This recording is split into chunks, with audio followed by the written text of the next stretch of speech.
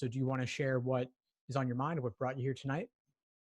Yeah, so I'm doing the 1 month, I'm following the 1 month schedule, and it's been 4 days. I've been sticking to the schedule pretty much like to the T. So first week is basically all logic games, and I feel like I was okay with logic games, but this kind of taught me a lot of the technical stuff. Like I didn't know how to categorize questions. I kind of just went by intuition because I did a lot of questions. So that was really good. But I also found like one of the major problems was that I didn't know when, after sorting out all the rules, I didn't know, I guess, when to stop deducting inferences and when to, well, I didn't, sometimes like if the question seems a bit ambiguous, I would just jot down the rules, do the contrapositive and all that sort of stuff, but I wouldn't then make the link to do the diagrams. Maybe it's because I haven't like read the rules very thoroughly, but I feel like sometimes, yeah, that's a really hard bit for me. Yeah, it's a big dilemma knowing when you've made all the inferences you can versus when to go on to the questions. And this is really just a matter of experience and exposure to get a certain internal sense of it. That being said, there are some common formats games have that will naturally lead to certain kinds of inferences. And my favorite example of that is in situations where you see lots of conditional statements and the same variables featured in multiple rules. When you have a grouping in-out game with lots of conditional statements, it is often the case that you can link those together to form a long conditional chain. And that would be your upfront work, giving you the inferences that you need to draw, to basically solve the game more efficiently going forward as you get into the questions. For other games that are more ordering based or matching based, if you have blocks of variables, those blocks can be particularly impactful. And by a block, I mean two variables that must always be together or must always be adjacent to one another or consecutive. There are relatively fewer places that a block can go. So for example, if there were a game with 5 slots and you had 2 variables that had to be adjacent in a particular order, those variables could be on slots 1 and 2, 2 and 3, 3 and 4, and 4 and 5. So that's only 4 different possibilities. And if we also learned that the block was, let's say, variables A and B that must go consecutively in that order, but we also learned that A could never be in slot 1, that would mean that out of those 4 possibilities, we were now reduced to only 3 possibilities, slots 2 and 3, 3 and 4, and 4 and 5. Now, 3 possibilities, that's pretty manageable. You could then draw out those 3 different main diagrams to guide you over the course of the game. So that's the way I think about things, is what variables are especially limiting or limited depending upon how you frame it. And that could dictate what your main diagrams end up looking like. If you see the same variable featured in multiple rules, that's a suggestion that that variable could potentially help you to make some kind of inference. Yeah. And this is something, like I said, once again, it comes through experience, through doing lots and lots of games. And games really is the most perfectible section on this exam. And if you did every game ever released, or even just the most recent half of games, and you did them multiple times, you would really start to see those patterns, and then they really couldn't throw anything totally new at you on test day. Okay.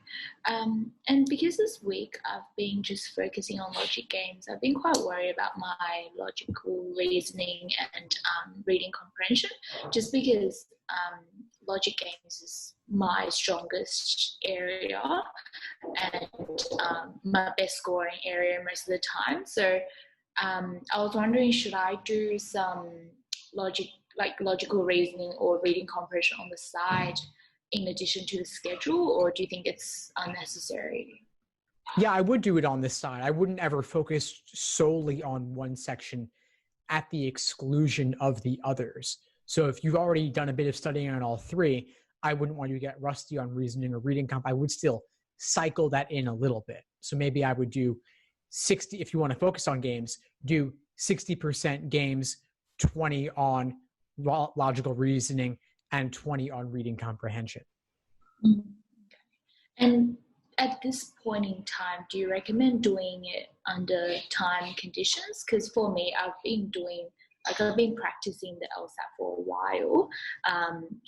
But this week I haven't been doing the logic games under time conditions, just sticking to the schedule itself.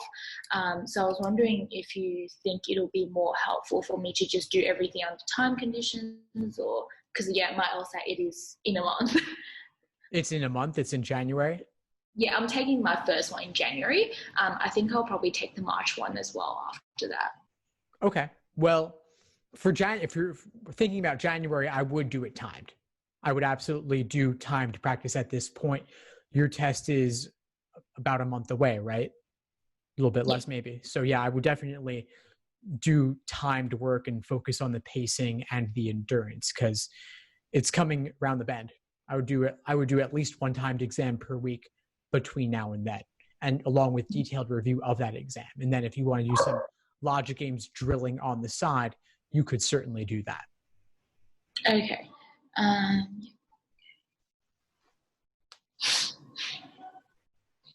I was thinking maybe I should skip to do the LR and RC first before the logic games, because I always lose about like 7 or 8 marks on the RC, and on average around 4 to 5 on the logical reasoning.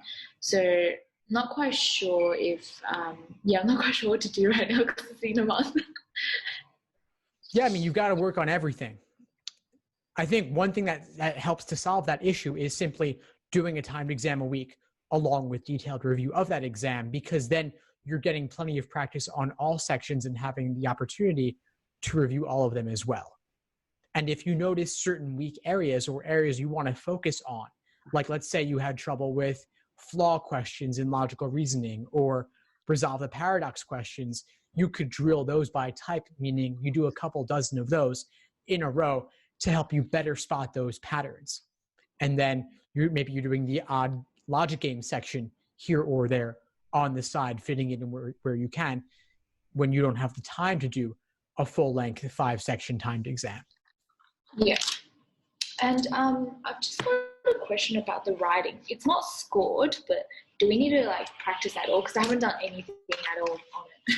Yeah, I wouldn't worry too much about the writing for now, just because, like you said, it is not scored, but it is worth maybe looking at 1 or 2 of them just to get a sense of what it's like. And you could write a draft of one just to see how it goes for you. But I wouldn't imagine you'll have too much trouble with it. And you really can't go wrong with it. The idea is there's a choice between 2 different options. Both options are equally weighted. So you pick one side, argue in favor of that, while still acknowledging the weaknesses of your side and the benefits of the other, but you do still firmly come down on your side. So you're making a strong but reasonable argument in favor of your side. So you're acknowledging the shades of gray and the fact that, of course, they are equally weighted, but you're saying that the principles that support choosing your side are more important than those that would support the other side. Okay. Cool. Because with my, I think I need more help on my RC. Still, for me, the first thing is the speed. Maybe I think I'm not jotting down the right notes, so I'm jotting down too much detail because I get stressed if I don't jot down enough. I feel like I don't know anything. And I guess I don't trust myself to mentally know where everything is.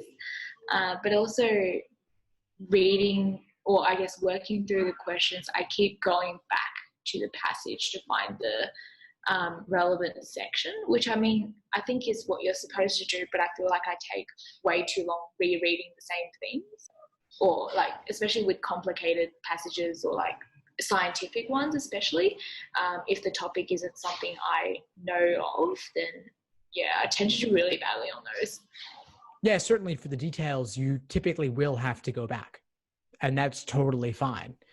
You really just want to walk away from your initial read of the passage with the main idea, the author's opinion, the major viewpoints presented. But the details, you can simply go back and find those when you need them in the moment. And it's also natural for unfamiliar topics to be a bit more difficult.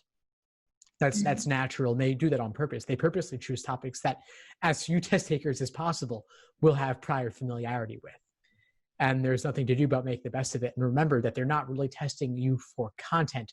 They're testing you for the structure of the passages, how the author goes about making their argument and the various viewpoints presented within it. Okay. And yeah, so because now the LSAT's moved to digital, we can't just jot down, I guess, points next to it. Because I didn't go to the LSAT digital session, but do we like get our own like scrap paper where we write notes, or how does it work?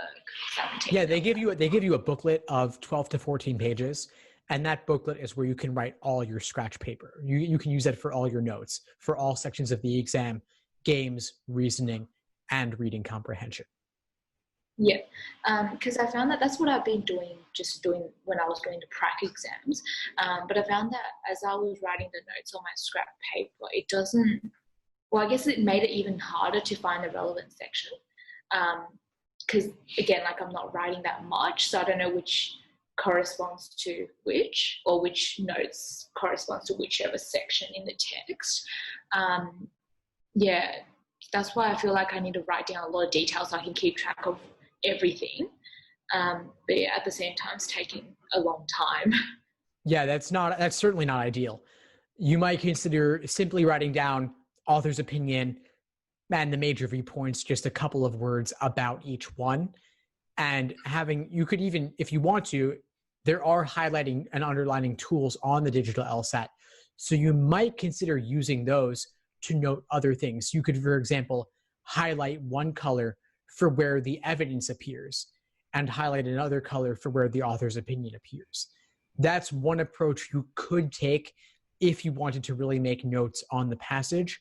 I'm not saying I would recommend it, but different things work for different people. So it might benefit you to do a little bit of experimentation to see what you like best. For me personally, I would just note on my scratch paper the main idea, the author's opinion, and then go back for any details that I need. And that requires a bit of skimming, of course, but with practice, you can get pretty fast at that skimming. Okay, and then do you just make like a mental note of where all the details are? Yeah, so I would think to myself, the author's opinion was presented and summarized at the very end of paragraph 1, and then the second half of paragraph number 2 is where there are a lot of details and lists of things. So I'll go there for any detail-oriented questions. Okay. And with the true passages, like passage A and passage B, I find that a lot of times, especially when they're legal passages, they tend to,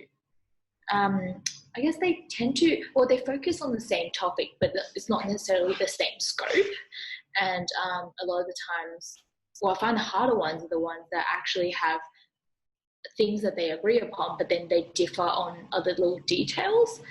And it's really hard because I'm trying to basically process 2 passages at once. They certainly are harder. And there's no easy answer to that other than practice and to recognize that they may not be directly at odds overall on everything, but they may instead be at odds on one particular nuanced point. And that may not even be immediately apparent upon your initial read. But of course, when there's a question about that, you've got to go back and do a little bit of hunting. And that might involve some process of elimination as well. So do you recommend leaving those to last? Honestly, I like doing them last just because they are a little bit different in nature. So I would either say do them last if they don't come as naturally to you. Otherwise, I would just do things in the order given. Yeah, because I feel like when at the start of the RC, I always take time to organize or order the passages, from easiest to hardest. But I find that like sometimes an article that I think is easy is actually really hard. End up doing like one of the hardest passages at the start.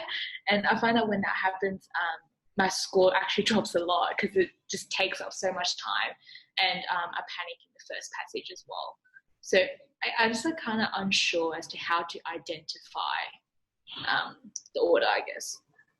I would just do things in the order given typically. Takes time to jump around, and it's actually a little bit harder to jump around on the digital LSAT than on the paper one because you can't flip pages quite as easily. You're clicking one question at a time. Mm-hmm. So I think the simplest thing is to just do things in the order given.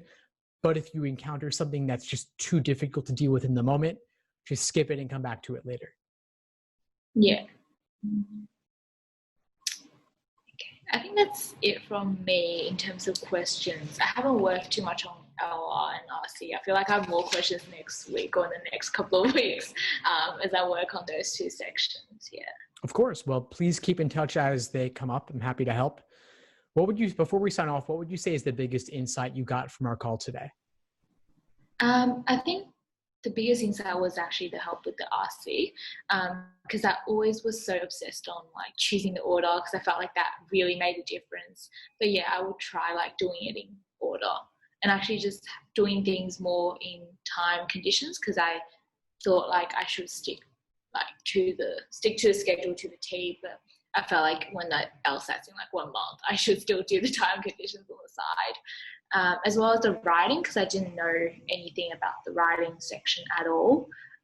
So yeah, it was good to, and I like there was no material on it or whatnot, not that I was aware of. So I think yeah, that was really helpful as well. So I don't need to spend time extra like researching about it. Awesome. Glad to hear it. Well, please keep in touch as you move forward. I'm happy to help as you move through the course and as you continue with your studying. Thank you, Steve. Thanks for tuning into the show. Please subscribe if you haven't done so already to be notified of new episodes as I release them. And feel free to reach out if you need anything at all as you move forward with your prep. I'm happy to help however I can. In the meantime, I'll wish you all the best and take care.